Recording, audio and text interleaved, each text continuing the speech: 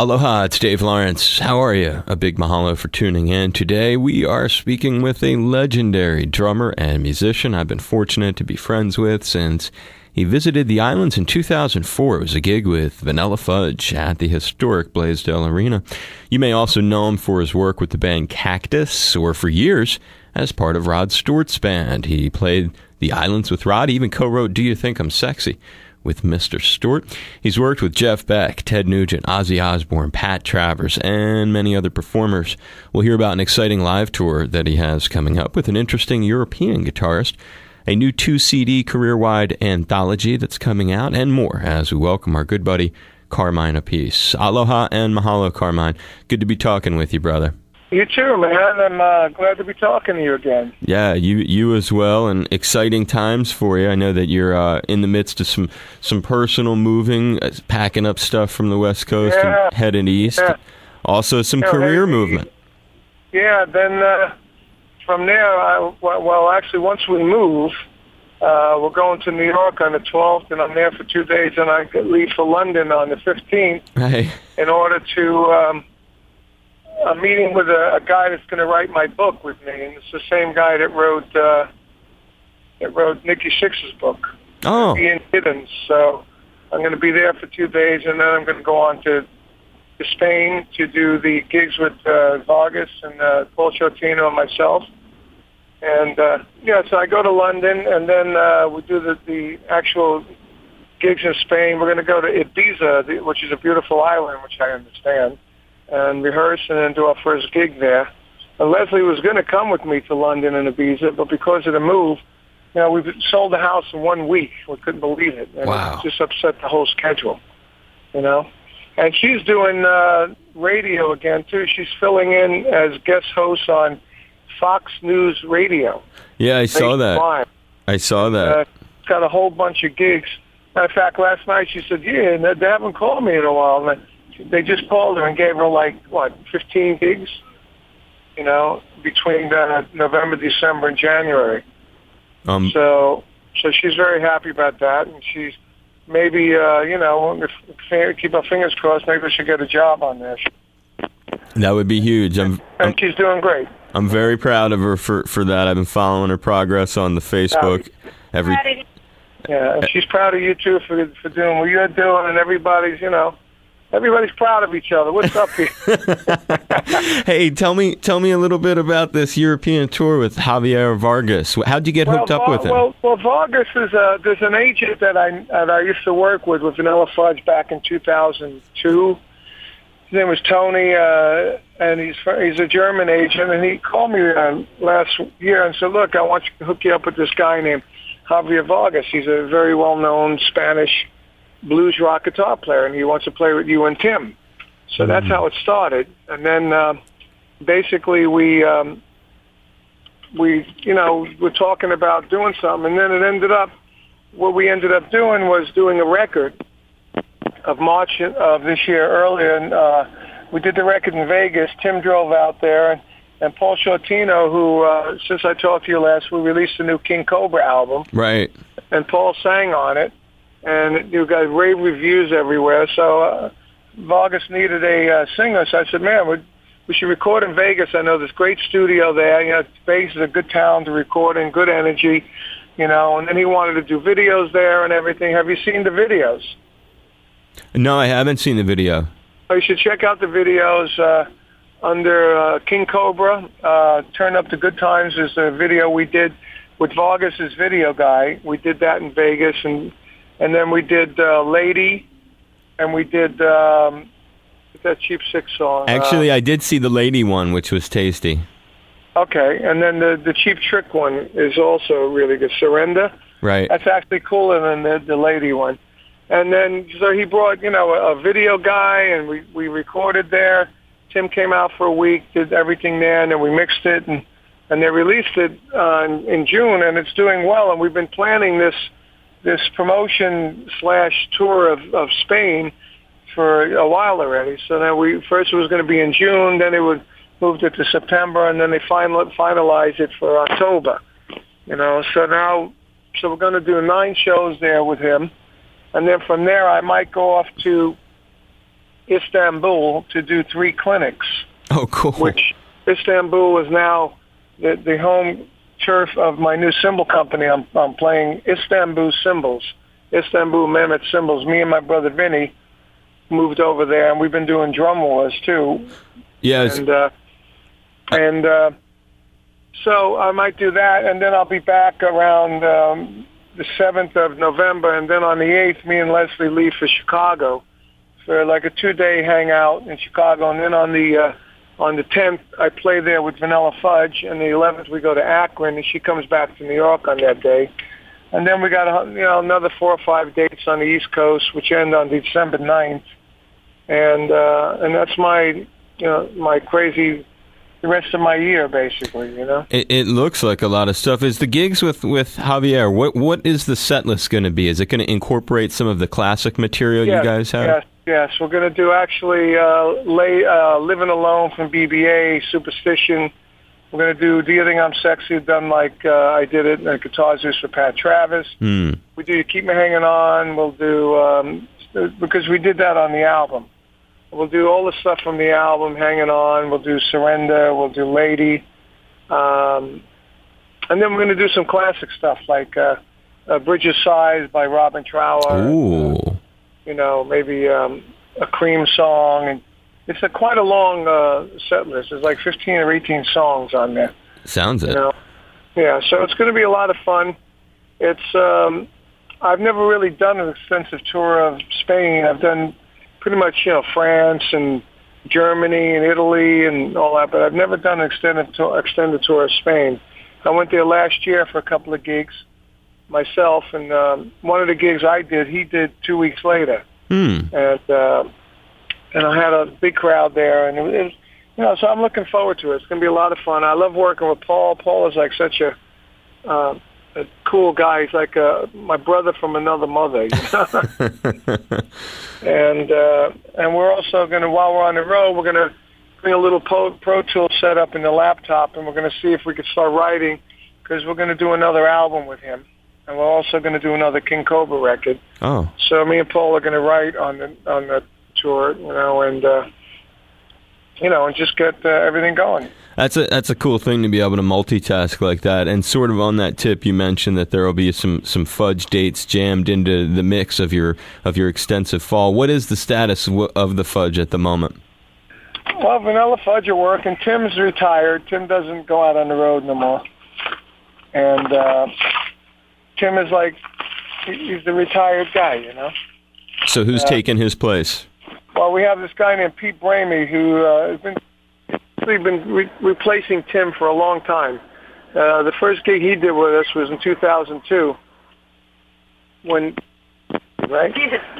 2002, Tim got pneumonia while we were recording, and Pete jumped in, and we did the gig at one day's notice, because he's like a fan of Tim's. He not only plays all Tim's bass parts, just like Tim did on the records, but he also knows all of Tim's vocal parts, which is awesome, because, that's important to us. Sure. We're a very vocal band. That appearance on Jimmy Fallon was incredible, by the way.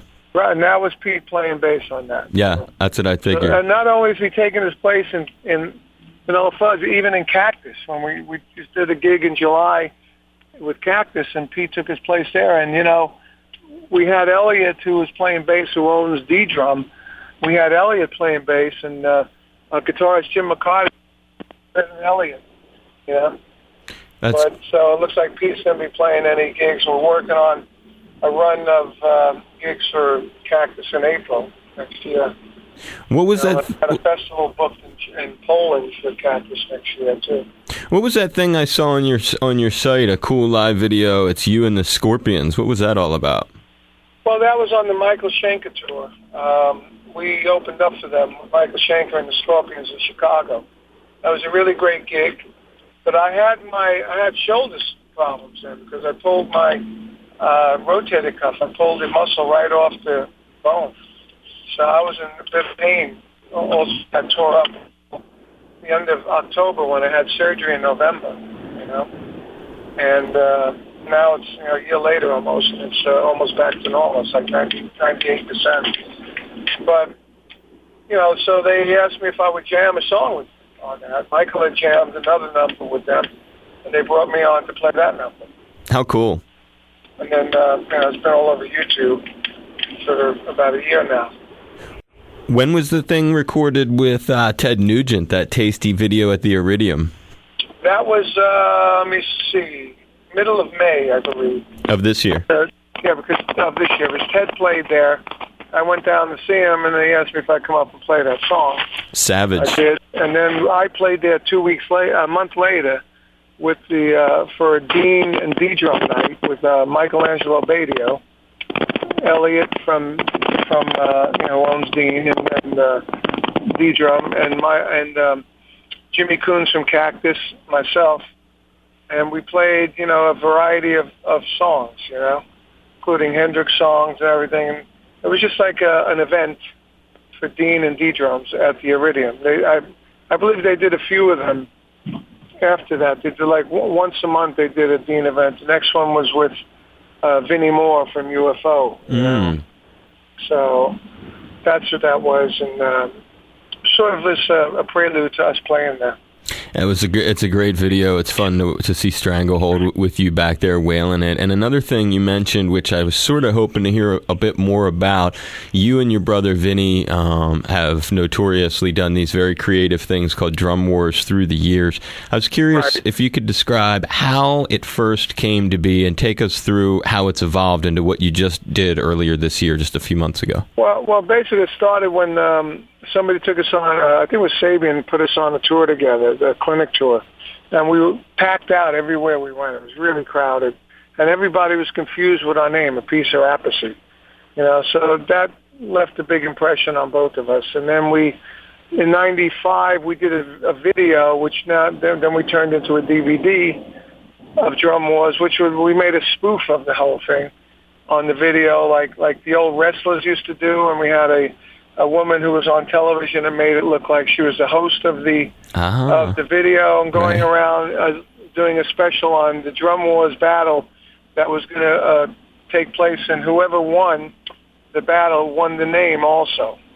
But it was just a funny spoof on different things, and me and Vinny goofing, saying stuff like, well, I did a record, Vinny would listen to it, steal all my licks.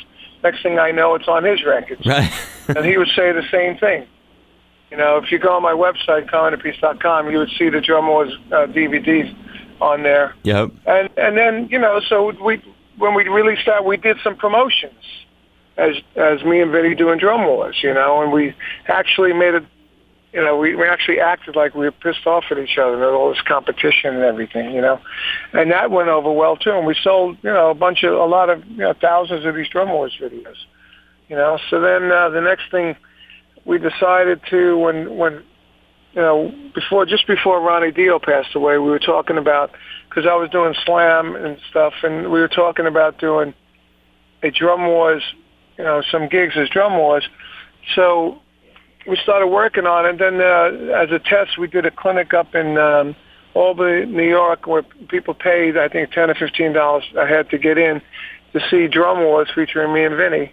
And that was more of a clinic, but we had a huge crowd again, So then we said, well, let's try and do a Drum Wars that would make it more applicable for the rock fan. So then we added, musicians, and we did Drum Wars coupled with we're playing our hits, like we did Hot Bags, Do You Think I'm Sexy, Rainbow and, not Rainbow, the Holy Diver, We Rock from Dio, and then a Black Sabbath song, and Crazy Train by Ozzy, and Paranoid, because I played with Sabbath. Right. No, I get the connection.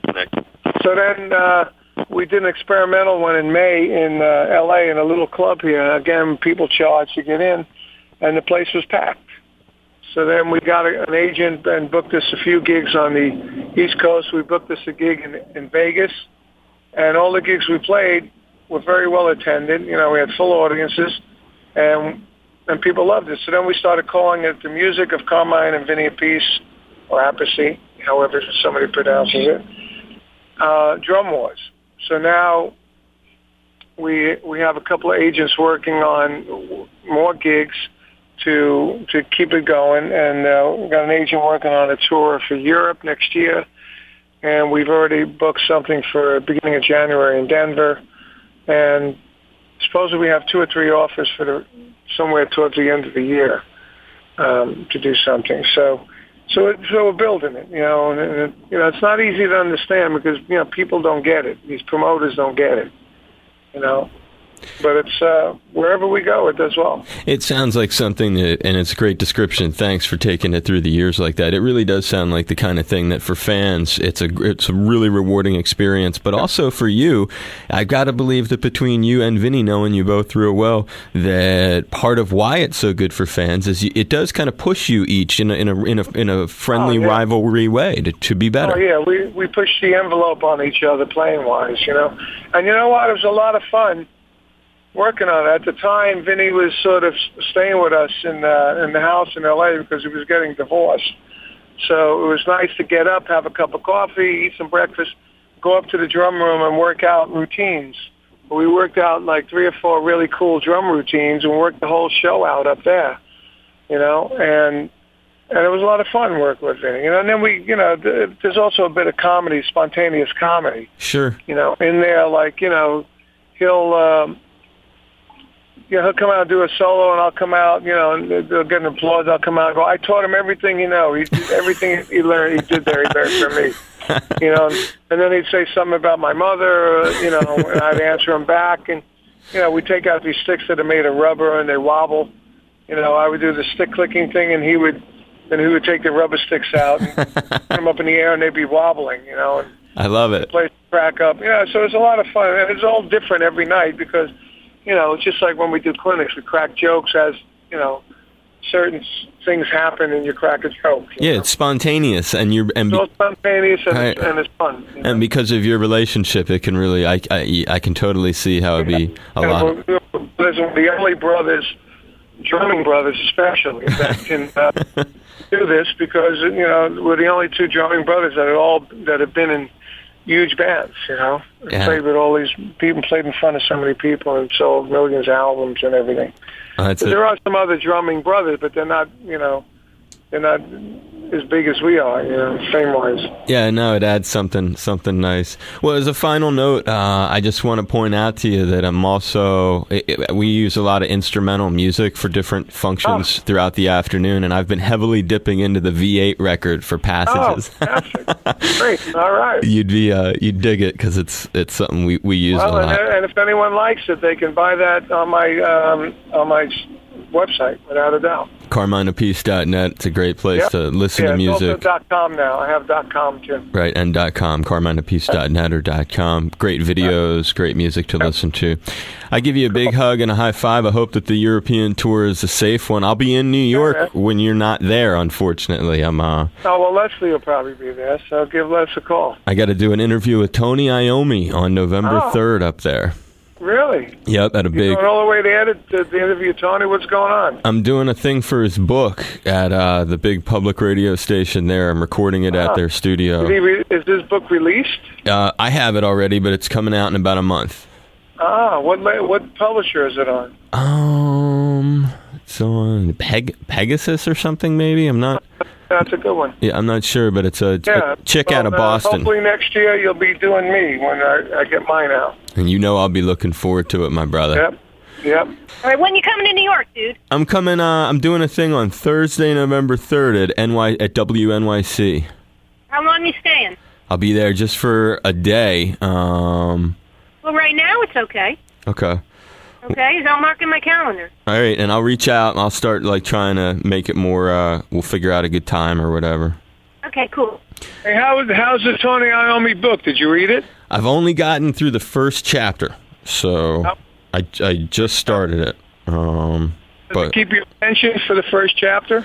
Totally. It was. It seems like it's really written by him. The vernacular and stuff, that the cadence in the writing. So when you're reading it, you feel like it's actually Tony. It doesn't feel like it's somebody else. They're talking about his hand, the welding accident. Right. So I'm really early into the book, but yeah, so far so good. I am enjoying it. Make sure you say tell him I said hello. All right. I will for sure, buddy. Okay, man. You be safe. If you want to do this again, let me know. If you want to do it on a more continued basis like we used to do, let me know. Of course, I will, my man. I will. Oh. Please be safe over there, Carmine. Have a rewarding trip. You too. Ciao. Aloha, brother. See you less. Hey, bro. Bye.